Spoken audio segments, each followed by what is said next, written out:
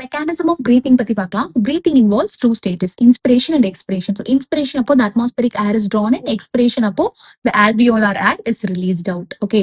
So inspiration அப்போ என்ன நடக்கும்னா the dome shaped muscular diaphragm contract ஆகும். So இது contract ஆகும்போது volume of the thoracic chamber anteroposterior axis அதாவது மேல இருந்து கீழே increase ஆகும். So இதே மாதிரி external intercostal muscles வந்து contract ஆகும்போது ribs and sternum that is breastbone lifts up ஆகும். So இது வந்து it will causes the increase in the thoracic chamber in the dorsoventral axis. அதாவது பின்னாடி இருந்து முன்னாடி the volume of the thoracic chamber increase ஆகும்.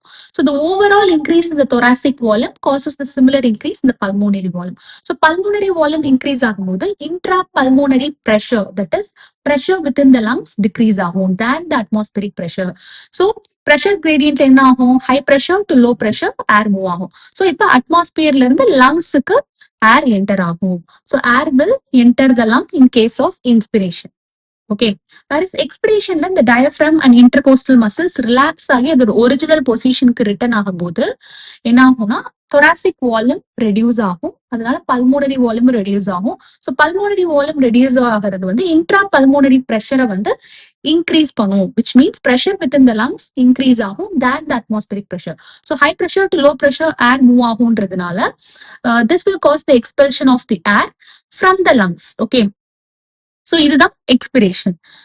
So mechanism of breathing ஓட detailed video and respiratory volumes and capacities and exchange of gases இதை பத்தின வீடியோலாம் பார்க்கணும்னா ஹேண்டில் கீழே press பண்ணுங்க. Thank you.